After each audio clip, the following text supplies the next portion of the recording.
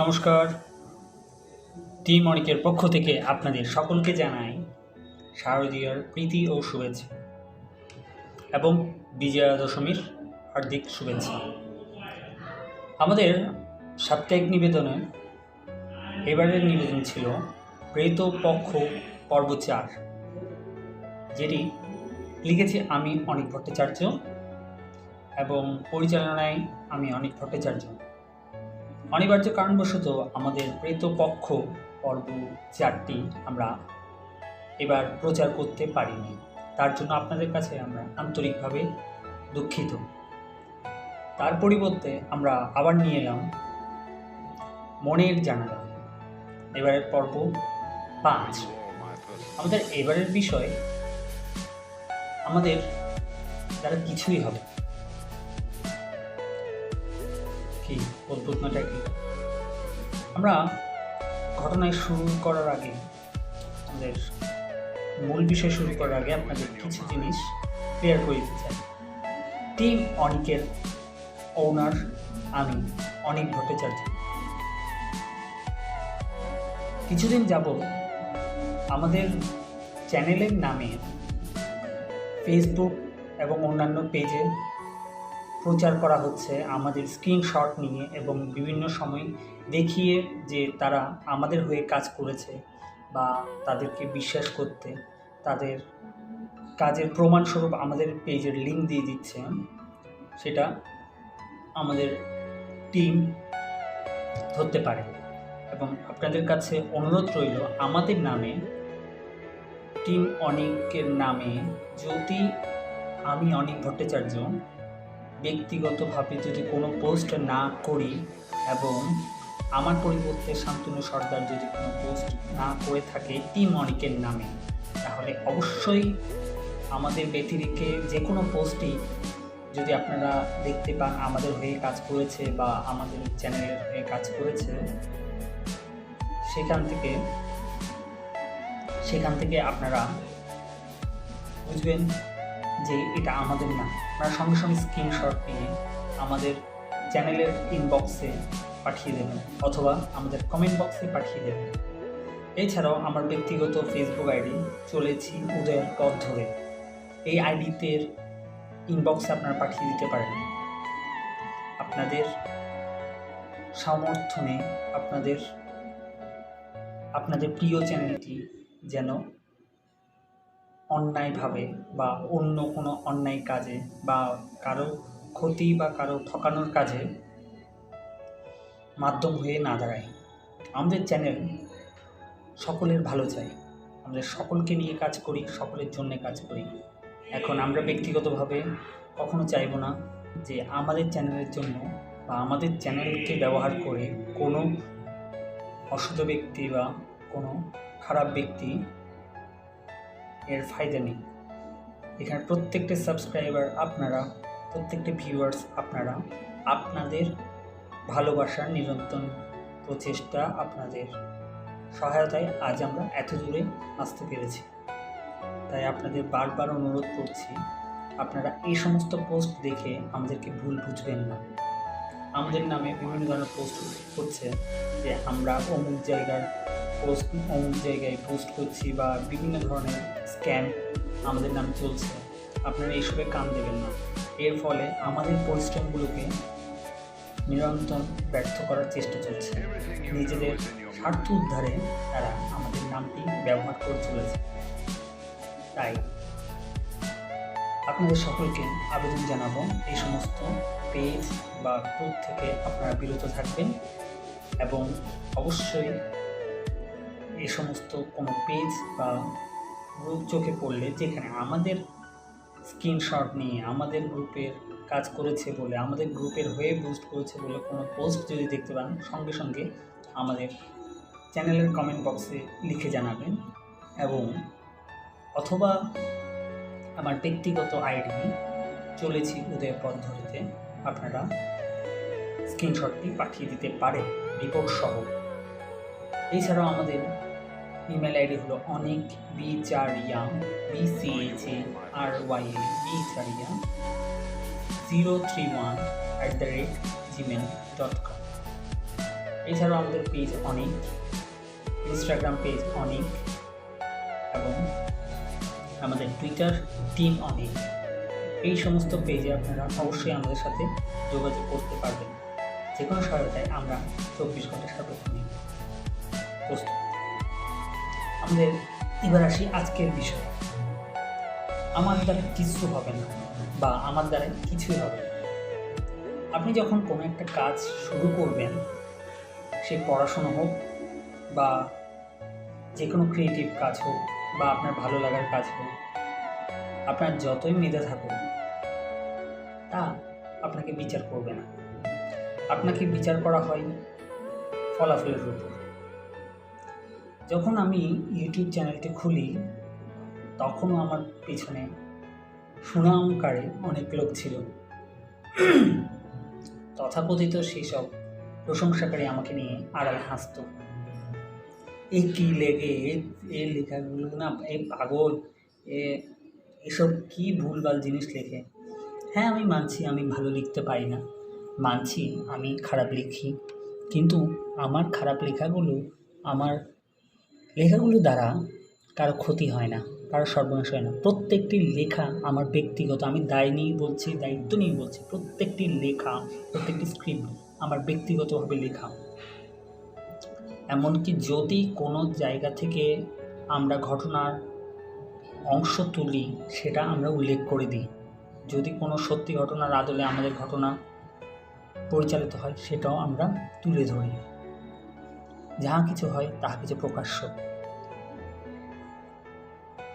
দেখবেন আপনি যখন পরিশ্রম করা শুরু করবেন যে কোনো একটা কাজের শুরুতে, তখন আপনাকে নানা ধরনের বাধার সম্মুখীন হতে হবে। খেয়াল করে দেখুন, কিছুদিন আগে একটা কেস, সুশান্ত সিং রাজপুত, তিনি কী করতো বা করতেন না তা নিয়ে আমাদের মাথা ব্যথা নেই, বা আমরা অন্তর্বর্তীকালীন ঘটনা জানতেও আগ্রহী না। কিন্তু একটা জিনিস খেয়াল করি, বা আপনারা সকলেই জানেন, তার মৃত্যুর ধরন। প্রচুর পরিমাণে ফ্রাস্ট্রেশন বা হতাশা থেকে তার মৃত্যু। সে যে কারণেই হোক, তার ব্যক্তিগত কারণেই হোক, এর মধ্যে যে হতাশাটা ছিল সেটা আপনারা সবাই জানেন। তাই এটা হচ্ছে ছোট্ট একটি উদাহরণ। এছাড়া হাজারো বা লাখো সন্তান এভাবে ঝরে যায়। আপনার কাছের বন্ধুটিকে আপনি হাত বাড়িয়ে দিন যখন সে একা থাকে, তাকে সাহস দিবেন। কখনো প্রেমে ব্যর্থ হয়ে মানুষ আত্মহত্যা করতে চায়, কখনো কষ্ট পেয়ে তার বন্ধুদেরকে বলতে চায়, কিন্তু আমরা বন্ধুরা কী করি, হাসি ঠাট্টা আড্ডায় তাকে অপদস্থ করি বা তাকে নিয়ে খিল্লি ওড়াই, যেটাকে তাকে মানসিকভাবে নানাভাবে আঘাত করে এবং পরবর্তীতে সে তার কিছু শেয়ার করতে পারে না। আমি আমার ব্যক্তিগত জীবনে এমন অনেক আঘাত পেয়েছি। আমি হয়তো মানসিকভাবে দৃঢ় ছিলাম বলে সেই অপছন্দের আত্মহত্যার মতো কাজটা করতে পারি সর্বশেষ। আমার মানসিকতা দৃঢ় না আমি দুর্বল ছিলাম সেটা আমি বলতে পারবো না, কিন্তু একটি কারণে আমি করতে পারি, কিন্তু সবার ক্ষেত্রে সেটা হয়ে ওঠে না। জীবন যুদ্ধে যখন মানুষ হেরে যায় তখন সে আত্মহত্যার পথ বেছে নেয়। আর আত্মহত্যা বলাটা যতটাই সোজা, করাটা কিন্তু ততটা সহজ নয়। আপনি খেয়াল করে দেখবেন, যখন একটা ব্যক্তি মন খারাপ করে বা নানা কারণে হয়, তখন সে বলে আত্মহত্যা করবে। পৃথিবী জুড়ে কোটি কোটি মানুষ, খুব কম লোকই আছে জীবনে একবার অন্তত ভাবেনি যে তার প্রাণটি সে ছেড়ে দেবে, প্রাণটি সে ত্যাগ করবে বা আত্মহত্যা করবে। কিন্তু শেষে হয়ে ওঠে না। সেরকম যদি হতো, আমাদের পৃথিবীর জনসংখ্যাই কমে যেত। আসলে আত্মহত্যা করাটা অতটা সহজ না। মানুষ যখন সর্বোচ্চ পরিমাণে হেরে যায় জীবন থেকে, তখন সে এই পথটা বেছে নেয়। একটা ফাঁসিতে ঝোলা আত্মহত্যাকারী ব্যক্তি হঠাৎ করে কিন্তু যখন ঝুলে পড়ে তখন পাটা ছটফট করে, অর্থাৎ বাঁচার জন্য সর্বশেষ আপ্রাণ চেষ্টা করে। মরতে কেউ চায় না, কিন্তু মরতে বাধ্য করে সমাজ। আপনার রেজাল্ট খারাপ, কেউ এসে বলবে না ওকে বেটা পরের বার আবার আরে বন্ধু কিছু হয়নি, এই ধরনের ঘটে থাকে, বলবে না, বল বলবে স্বজনরা, কিরে অমুকের ছেলে ভালো করেছে, তুই পড়াশুনো করিস নি, হ্যান করিস নি। আর ঘরের লোকের তো অনেক রকম কথা আছেই, সেগুলো পেরিয়ে আমরা যতই এগিয়ে যেতে পারবো ততই আমরা উঠতে পারি। তাছাড়া আমাদের প্রতিনিয়ত লড়তে হয়, সে জন্ম থেকে মৃত্যু অবধি আমাদেরকে লড়তে হয়। আপনি যতক্ষণ না সফল হচ্ছেন ততক্ষণ আপনার পিছে মানুষের সমালোচনা থামবে না। আপনি কাউকে যদি জবাব দিতে চান তাহলে আপনি সফল হন।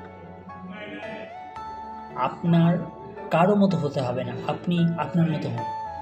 আমি অনেক ভট্টাচার্য, আমি গর্ব করি আমি অনেক ভট্টাচার্য, আমি আমার মতো, আমি কারোর মতো হতে চাই না, হওয়ার চেষ্টাও করি না, হয়তো হতে পারবেও না। তার কারণ হচ্ছে জীবনে যারা প্রতিষ্ঠিত তারা কিন্তু নিজ নিজ গুণে প্রতিষ্ঠিত। আমার প্রতিষ্ঠার ধরন আলাদা, অনেকের আলাদা। আমি এই বলছি না যে আমি বর্তমান প্রতিষ্ঠিত একজন ব্যক্তি, কিন্তু আমি চেষ্টা করি প্রতিনিয়ত। আপনারাও চেষ্টা করবেন, কখনো হার মানবেন না, হার মানা খুবই খারাপ। আপনি যদি পরীক্ষায় 100 ভাগ আপনার এফোর্ট দেন, রেজাল্ট যদি শূন্য আসে, তখন আপনার পিছে কিন্তু বিষেধাগার করার কিন্তু লোকের অভাব হবে না। বিশ্বাস করুন, আপনি যখন পরীক্ষায় অসৎ উপায়ে আপনি পরীক্ষা দিলেন, এর ফলে আপনার রেজাল্ট ভালো এলো, তখন কিন্তু বলবে যে লোকে এই ছেলেটা ভালো করেছে, এই করেছে, সেই করেছে। কিন্তু যে খারাপ করেছে তার পরিশ্রমটা কেউ দেখবে না। আপনার সুনাম কখন হবে জানেন? প্রত্যেকটা মানুষের কিন্তু একটা সময় গিয়ে সুনাম, যখন আপনি মৃত হবেন, যখন আপনি মারা যাবেন। খেয়াল করে দেখবেন, প্রত্যেকটা মানুষ, একজন মানুষ মারা গেলে তখন বলে, ইস লোকটা ভালো ছিল, লোকটা এই করতো, লোকটা ওই করতো। কিন্তু বেঁচে থাকা অবস্থায় এই সুনামটা কিন্তু আপনি পাবেন না। বিশ্বাস করুন, আপনাকে বাঁচতে হবে আপনার জন্য। প্রেমিক ছেড়ে চলে গেছে, প্রেমিকা ছেড়ে চলে গেছে, আপনারা বোকার মতো আত্মহত্যা করেন, বোকার মতো নিজের জীবন নিয়ে নেন। আচ্ছা একবার ভেবে দেখুন তো, যে মা আপনাকে 9 মাস 10 মাস 10 দিন পেটে ধারণ করেছে, তার ভালোবাসার কাছে কদিনের ভালোবাসাটাই সব। আপনি কখনো আপনার মাকে বলেছেন, মা তুমি খেয়েছো, তুমি না খেলে আমি খাবো না? কিন্তু আপনি আপনার প্রেমিকাকে বলবেন বা প্রেমিককে বলবেন, আপনি মাঝে মাঝে সারপ্রাইজ দেবেন, সারপ্রাইজ গিফট দেবেন, কখন আপনি আপনার মাকে দিয়েছেন? দেন। আসলে আমাদের ব্যাপারটা হচ্ছে কি, আমরা আসল ভালোবাসাকে আমরা কখনো গুরুত্ব দিই না। প্রকৃত ভালোবাসায় কখনো চোখ মেলে তাকাই না। যদি তাকাতাম তাহলে দেখতাম পৃথিবীটা কত সুন্দর। প্রত্যেকটা জিনিসের একটা একটা অর্থ থাকে, মানে থাকে, বিষয় থাকে, ধরন থাকে। কিন্তু আপনারা সে পথে যাবেন না, আপনারা বারবার প্রতিনিয়ত ভুল পথ দিয়ে যাবেন, মোহতে আকৃষ্ট হয়ে যাবেন। সবসময় দেখবেন আপনারা ভালো ভালো কথা বলা লোকগুলো আপনাদের কাছে প্রিয়, দেখতে সুন্দর লোকগুলো আপনাদের কাছে প্রিয়। কিন্তু বিশ্বাস করুন, প্রকৃত যে ভালোবাসে সে কিন্তু রূপ দেখে ভালোবাসবে না, সে কখনো আপনার আচরণ চরিত্র দেখে ভালোবাসবে না। যে আপনাকে প্রকৃত ভালোবাসবে সে আপনার অতীতকেও ভালোবাসবে, বর্তমানকেও ভালোবাসবে। ফিরে আসছে আবার আগের জায়গায়, আমার দ্বারা কিচ্ছু হবে না। এটা প্রতিনিয়ত ফ্রাস্ট্রেশনটা আমাদের মধ্যে কাজ করে, এটা পারলাম না, হলো না, ঠিক আছে হয়নি, আবার হবে, আবার না হয় তেমন। আপনারা কেএফসি, কেনটাকি ফ্রাইড চিকেন, যার ফুল ফর্ম কেএফসি চিকেন, অনেকে খেয়েছেন, অনেকে এর সম্পর্কে জানে, টিভিতে অ্যাড দেয়। দেখবেন একটা বয়স্ক লোকের ছবি আছে, এই ব্যক্তিটি জীবনে হাঁটতে হাঁটতে হাঁটতে হাঁটতে 90 বছরের পর গিয়ে সফলতা পায়। একজন ব্যক্তি যে 90 বছরে গিয়ে পৃথিবী বিখ্যাত হতে পারে, আপনি কেন পারবেন না? একজন rail station ticket collector Mahendra Singh Dhoni যদি ভারতীয় ক্রিকেট টিম নেতৃত্ব দিতে পারে, আপনি কেন পারবেন না? মাশরাফি বিন মর্তুজা যে হাজারটা ইনজিওরি নিয়ে, যে বল করার সময় বারবার মাঠে পড়ে গিয়ে ইঞ্জেকশনের সিরিঞ্জ দিয়ে যার পুঁজ রক্ত বের করতে হতো, যাকে ডাক্তার বলেছিল তুমি আর একটি বল করলে তুমি সারা জীবনের জন্য পঙ্গুত্ব বরণ করবে, সেই ব্যক্তি যদি এত বছর ইন্টারন্যাশনাল ক্রিকেটকে রিপ্রেজেন্ট করতে পারে, তাহলে তুমি কেন পারবে না? পৃথিবীতে অসম্ভব বলে কিছুই নেই, সেটা আইনস্টাইন সহ পৃথিবী বিখ্যাত বিজ্ঞানীরা দেখিয়ে দিয়েছে। যে বিজ্ঞানী ম্যাথসে 0 পেয়ে গবেষণা করতে পারে, যে বিজ্ঞানীকে মানসিক রোগী বলে অবহেলা তাচ্ছিল্য করা হতো, সেই বিজ্ঞানী জগৎ বিখ্যাত হতে পারে। যে বিজ্ঞানী স্টিফেন হকিংস, যার চোখের পলক নড়ত না, সেই বিজ্ঞানী যদি আজ এই জায়গায় আসতে পারে, তাহলে তুমি পারবে না কেন? চেষ্টা চালিয়ে যাও। চেষ্টা চালিয়ে যেতে গিয়ে প্রচুর বাধা তুমি পাবে, অনেক লোক পাবে তোমাকে ডিমোটিভেট করার জন্য, প্রতি মুহূর্ত তোমাকে হারিয়ে দেওয়ার জন্য। প্রতি মুহূর্ত তাদের লাগবে তুমি কেউ না, তুমি এক তাচ্ছিল্য বস্তু। যতক্ষণ পর্যন্ত তুমি সফল না হচ্ছ, ততক্ষণ তুমি কেউ না, তুমি তাদের হাসির বস্তু। তুমি তাই করো যা অন্যরা করছে তা না, তুমি তাই করো যা তুমি করতে চাইছো। বই, পুস্তক, গাদা গদ্য, মুখস্থ বা গলদকরণ থেকে বেরিয়ে নিজে কিছু ক্রিয়েটিভ করো। আমাদের সমাজে অদ্ভুত একটা আচরণ আছে, সায়েন্স যে পড়ে খুব ভালো স্টুডেন্ট, কমার্স যে পড়ে সায়েন্স থেকে খারাপ, আর্টস যে পড়ে সে কিছুই পারে না, তার জন্য সে আর্টস নিয়েছে। কিন্তু সায়েন্স, আর্টস, কমার্স নিয়ে সব ছেলে মেয়েদের লেভেল যদি মেধা দিয়ে বিচার করেন, তাহলে খুব খারাপ। এই জন্য ভালো ছাত্রছাত্রীরা কেউ নিজের শখ পূরণে খুব কম মাত্রায় আর্টস বা কমার্সে আসতে চায়। কিন্তু দিনের শেষে কিন্তু একটা পর্যায়ে শেষে কিন্তু সায়েন্সে পড়ে স্টুডেন্টরাও কিন্তু MBA করে, সায়েন্সে পড়ে স্টুডেন্টও কিন্তু সাহিত্য চর্চায় আসে, এমন প্রচুর রেকর্ড আছে। এমনকি সবথেকে মজার ব্যাপার, আমাদের ইউটিউব লাইনে এমন প্রচুর ইউটিউবার আছে যারা সায়েন্স থেকে আসা। সেই দুই বাংলার বিখ্যাত অনেকে ইউটিউবার আছে যারা ব্যাকগ্রাউন্ড সায়েন্স, কেউ ইঞ্জিনিয়ার, কেউ সফটওয়্যার ইঞ্জিনিয়ার, কেউ হার্ডওয়্যার ইঞ্জিনিয়ার, কেউ IT, কেউ কম্পিউটার, বিভিন্ন টাইপসের, কেউ সিভিল ইঞ্জিনিয়ার। এমনকি আমাদের চ্যানেলের শান্তনু সর্দার ইঞ্জিনিয়ার। তো ব্যাপারটা হচ্ছে কি, কখনো ভাববে না যে জীবনে তুমি অর্থ কামাতে এসছো, নিজের শখকে প্রাধান্য দাও। আমরা ভালোবাসি নিজের ক্রিয়েটিভিটি নিয়ে কাজ করতে, তুমিও তোমাকে ভালোবাসো। আয়নার সামনে দাঁড়িয়ে প্রতিদিন শুধু একটাই বলো, পৃথিবীতে যদি কেউ তোমাকে হারাতে পারে সেটা একমাত্র তুমি। মাঝে মাঝে সিনেমা দেখো, আমার এই কথাটা একটা সিনেমা থেকে নেই। সলমান খানের বিখ্যাত দেখবেন আপনারা দঙ্গলের মধ্যে সলমান খান ডায়লগটা দেয়, जिंदगी में अगर कोई तुमको हरा सकते हैं वो तुम खुद ही हो। পৃথিবীতে এরকম প্রচুর উদাহরণ আছে। তুমি যতক্ষণ নিজে হার না মানো, তোমাকে হারানো সাধ্য কারো নেই। এই জন্যই তো চরম গতিশীল খরগোশ অপেক্ষা কচ্ছপ কিন্তু দিন শেষে জিতে যায়। আমাদের সমাজে প্রচুর আছে আমাদের মতো যারা কচ্ছপের মতো এক কোণায় পড়ে থাকে, পাত্তা নেই। কিন্তু একদিন যদি সে তার কাজের প্রতি ডেডিকেটেড থাকে, তাকে হারানোর সাধ্য কারণে। তুমি তোমার কাজ করে যাও, নীরবেই করে যাও, কখনো হারবে না, হার মানবে না। গার্লফ্রেন্ড চলে গেছে, খুব ভালো। বয়ফ্রেন্ড চলে গেছে, খুব ভালো। কি একা লাগছে? ঠিক আছে, আরেকজনকে বন্ধু করো, আরেকজনের সাথে প্রেম করো।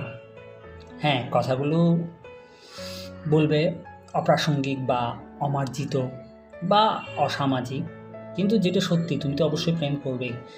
1 বছর খানিক দুঃখ করার পর প্রেম করার জন্যই তো তুমি প্রথম জনকে ভালোবেসেছিলে। প্রথম জন চলে গেছে, ঠিক আছে, দ্বিতীয় জনকে করো। আমাদের জীবনে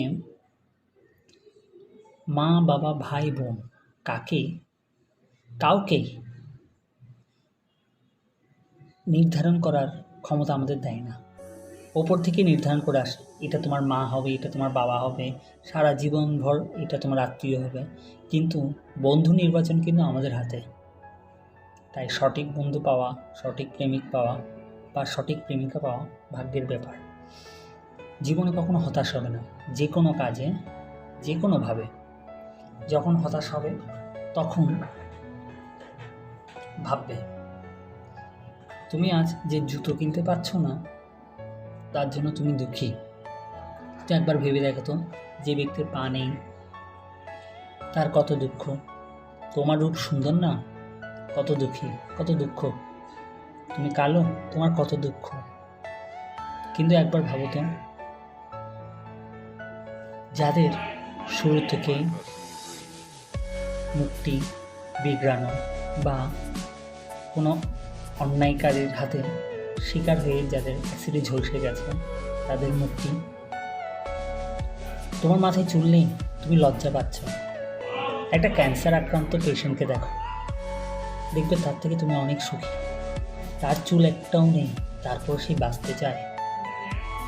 তুমি মরবে, ভালো কথা। কখনো শ্মশানে গিয়ে দেখো, কখনো কবরস্থানে গিয়ে দেখো, যখন কাউকে দাহ করা হয় বা কাউকে কবর দেওয়া হয়, স্বজনদের আহাজারিগুলো শোনো, তখনই বুঝবে যদি তুমি দুনিয়া থেকে চলে যাও, সবথেকে বেশি কষ্ট কিন্তু তোমার মা বাবা, সবথেকে কাছের লোকটাই পাবে। তাই বাঁচো, তাদের জন্যে বাঁচো। জীবনকে উপভোগ কর, জীবনের সাথে হেরে যেও না। তুমি তোমার পথে চলো, তুমি তোমাকে বিশ্বাস করো, কাউকে বিশ্বাস করতে হবে না। জিত একদিন তোমারই হবে, জিত তোমার জন্যই তোলা থাকবে। বিশ্বাস করো, আজকের এই কথাটা হয়তো তোমার কানে পৌঁছাতেও পারে, নাও পৌঁছাতে পারে, কিন্তু মিলিয়ে দেখবে তুমি চলে যাওয়ার পর সবথেকে বেশি কষ্টটা কার হয়। বন্ধু বান্ধব, তোমার প্রেমিকা 2 দিনের জন্য শোক করবে, যার জন্য তুমি মরতে গেছো, সে ছেড়ে চলে গেছে বলে সে কিন্তু অন্যের কাছে খুবই সুখী থাকবে। কিন্তু যে তোমার জন্ম দিয়েছে তার কি দোষ, সে কেন তোমার জন্য মরবে? প্রতিদিন রাতে তার মনে হবে আমার খোকা বাড়ি ফিরে এসছে, পাগলের মতো ছুটি খেয়ে দরজা খুলবে। কেউ আসছে, ছুটে গিয়ে আমার ছেলে এসছে। পুজো আসছে, আমার সন্তানটার জামা কিনে নিই। হয়তো তোমার দুঃখে তোমার মা বাবা এমন পাগল হয়ে গেল, রাস্তায় মানুষ ঢিল ছুটছে বা হাসাহাসি করছে, কিন্তু তারা পাগল না। তাদের কোনো না কোনোভাবে এভাবে বেঁচে থাকার জন্য কিন্তু তুমি দায়িত্ব নাও, বাঁচো। 1000টা আঘাত আসুক, আঘাতটাকে হাসি মুখে নমস্কার বলো, স্বাগত জানাও। তখন জগৎটা কতটা সুন্দর, কতটা আনন্দের। তোমার বিরুদ্ধে কথা বলার লোক অভাব থাকবে না, সমালোচকের অভাব কোনোদিন শেষ হবে না। তুমি যখন সাফল্যের চূড়ায় পৌঁছাবে তখনও বলবে তোমার অহংকার, তখন হাসি মুখে বললে হ্যাঁ আমার অহংকার আছে। তোমার অহংকার তোমার কাজের দ্বারা তুমি অর্জন করেছ, সেটা কোনো লজ্জার না, তুমি কোনো অন্যায় করোনি। সবাইকে কৈফিয়ত তোমাকে দিতে হবে না, তোমার কাজের কৈফিয়ত তুমি নিজেই পাবে, নিজেই দেবে লোকে। যখন তুমি কিছু না, তখন কিন্তু সবাই তোমাকে বলবে যে তোর দ্বারা কিছু হবে না, কাজ করিস না, হ্যান করিস না, কোনো কাজের না, নানা ধরনের আসবে। তোমার যখন ভালো কাজগুলো হবে তখন প্রতিদ্বন্দ্বী হবে, এটা এই কাজ এইভাবে করে না, এই কাজটা তো এইভাবে আসেই না, তুমি কাজ করতে পারো না, 1000টা বাধা এই ধরনের আসতে পারে। তখন তুমি সবাইকে জবাব তোমার কাজের মাধ্যমে দেবে। দেখবে যেদিন তুমি সফল হওয়া শুরু করেছো সেদিন কিন্তু সবাই তোমার পিছে দৌড়াবে। থ্রি ইডিয়টস একটা ডায়লগ আছে, সক্ষম হওয়ার জন্য দৌড়াও, পুঁথিগত বিদ্যার জন্য না। তুমি সক্ষম হও, সব সাফল্য তোমার পিছে দৌড়াবে। অর্থাৎ পুঁথিগত বিদ্যা বলতে এখানে সাফল্যের কথাই বলেছে।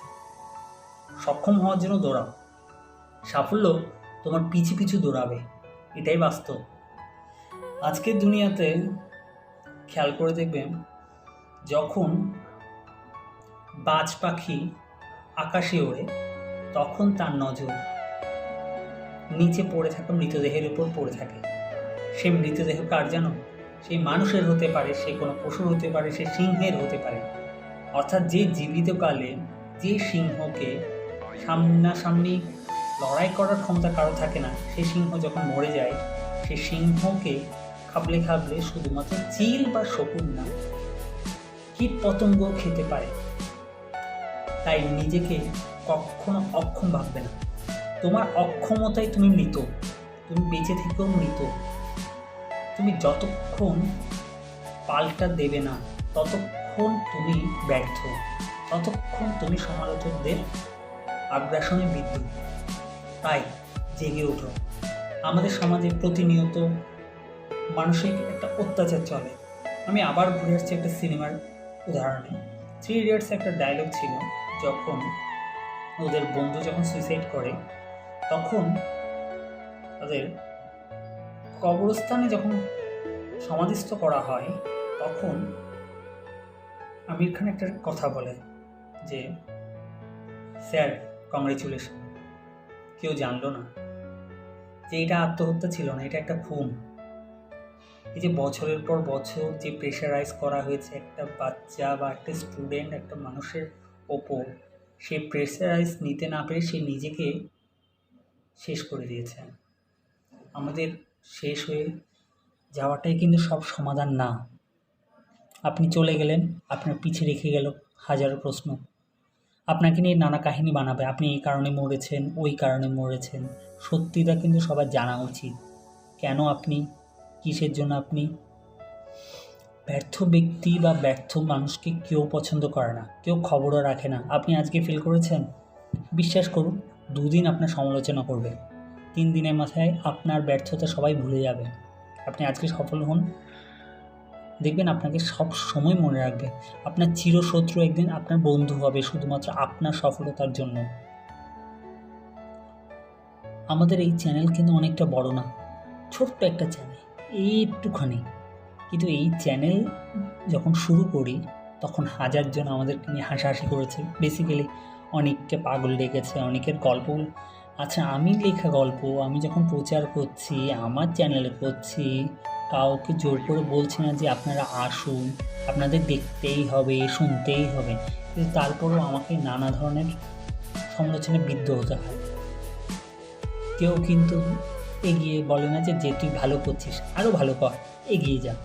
সেটা হচ্ছে, তারপরেও আজকে যখন আমরা এই জায়গায় এসেছি, 2-4 জন, অন্তত 2-4 জন হলে আমাদের খবর নিচ্ছে যে কাজ কেমন চলছে, তোদের কেমন। অনেকে প্রচারের জন্য বলছে। যে বন্ধুটা আমাদেরকে পাত্তা দিত না, যে বন্ধু একটা মেসেজের উত্তর দিত না, এখন সে নিজ তাগিদে, নিজের প্রচারে, নিজের প্রয়োজনে এসে বলছে, আরে বন্ধু, তোর ওখানে কি আমার অমুক জিনিসটা প্রচার করতে পারি? এটাই সময়, উত্তর আপনি দেবেন। পৃথিবীতে কেউ অক্ষম না, পৃথিবীতে কাউকে অক্ষম ভাবাও সবথেকে চরম অক্ষমতা। জেগে উঠুন। আমার দ্বারা কিচ্ছু হবে না বা আমার দ্বারা কিছু হবে না, এই কথাটা কখনো মাথায় আনবে না। আমার দ্বারা হবে। We shall overcome. একদিন আমরা জিতব। আজ হারছি, কাল হারছি, 5 বছর পর হারবো, 10 বছর পর হারবো, এক না একটা দিন জিতব। হাঁটতে হাঁটতেই তো আমরা শিখতে পারি। যখন বাচ্চা জন্ম নেয়, সেই যখন হাঁটি হাঁটি পা করতে গিয়ে হোঁচটকেই পড়ে, সে যদি হাঁটার চেষ্টা না করতো তাহলে সে আজকে সফল হতো না। তাকে সফলতা করেছে তার চেষ্টা, প্রচেষ্টা। না হলে পরীক্ষায় শূন্য পাওয়া একটা ছাত্র, তার যে প্রচেষ্টা না হতো এতগুলো জিনিস আবিষ্কার করতে পারতো না, এতজনের মাঝে প্রতিষ্ঠিত হতে পারতো না। আপনার প্রতিষ্ঠাই সবাই দেখবে, আপনি কি করেছেন, অতীতে কি হয়েছে সেটা কেউ ভাববে না। Result just a number, just a sheet, just a paper. এই পেপারগুলো শুধুমাত্র আপনার যোগ্যতা বিচার করে না, কখনো তাদের ক্ষমতা নেই আপনার যোগ্যতা বিচার করা। আপনার যোগ্যতা আপনি নিজেই। এগুলো প্রাতিষ্ঠানিক ডিগ্রি শুধুমাত্র আপনার শিক্ষার গুণটাকে বিচার করে, শিক্ষার পরিধি, সাক্ষরতাকে বিচার করে। আপনি কি, কেন, কোথায়, এগুলো কখনো বিচার করতে পারে না। এখন যারা বড় বড় জায়গায় প্রতিষ্ঠিত, কেউ তাদেরকে জিজ্ঞেস করছে আপনি 8-এ কত পেয়েছেন, 10-এ কত পেয়েছেন, কিন্তু তারা প্রতিষ্ঠিত। আপনার বিজ্ঞান হচ্ছে না, ছেড়ে দিন, আপনার মন জিনিস করুন। যে জিনিসটা আমরা করতে পারিনি, আমি আবেদন করব প্রত্যেকটা অভিভাবককে আপনাদের সন্তানদের করতে দিন। দেখুন, কিছু না হোক, সেই ঘরে পড়ে থাকা আপনার সবথেকে অপছন্দের ছেলেটি, সবচেয়ে অকর্মণ্য ছেলেটি একদিন দুনিয়া জয় করবে তার প্রতিভা দিয়ে। কেউ ছবি আঁকে, কেউ ছবি তোলে, তাদের কিন্তু মূল্যায়ন করা হয় না, কিন্তু দেখবেন তারাই দুনিয়ার সবথেকে বড় আর্টিস্ট হবে। নমস্কার, এতক্ষণ আপনাদের সাথে কথা বলে ভালোই লাগলো। আমার যদি এই মেসেজটা আপনাদের কোনো উপকারে এসে থাকে, তাহলে আমাদের চ্যানেল এবং আমাদের মনে জানলা পর্ব সার্থক হবে। এবং সবসময় আপনাদের সমর্থন আশা করছি, আপনাদের ভালোবাসা ও সমর্থনে আমরা এগিয়ে যেতে চাই। নমস্কার। টিম অনিকের পক্ষ থেকে আমাদের পাশে থাকার জন্য অসংখ্য ধন্যবাদ। আমাদের আজকের পর্বটা আপনাদের কেমন লাগলো অবশ্যই কমেন্ট বক্সে লিখে জানাবেন, এবং আমাদের পর্বগুলো আপনাদের কেমন লাগছে প্রতিনিয়ত আপনারা লিখুন। ভালো লাগলে লাইক, শেয়ার, এবং নতুন শ্রোতা হলে অবশ্যই সাবস্ক্রাইব করুন আমাদের গল্পগুলো। আপনারা কী কী ধরনের গল্প চান আমাদেরকে অবশ্যই জানাবেন, আরও কতটা ভালো আমরা করতে পারি। আপনাদের সমর্থনে আমরা এগিয়ে যেতে চাই, আপনাদের হাতে হাত ধরে। পরবর্তী গল্প এবং পরবর্তী কোনো না এক সময় মনের জানলা নিয়ে আমরা আবার হাজির হব। ততদিনের জন্য সুস্থ থাকুন, ভালো থাকুন। আবারও বিজয়ার শুভেচ্ছা। নমস্কার।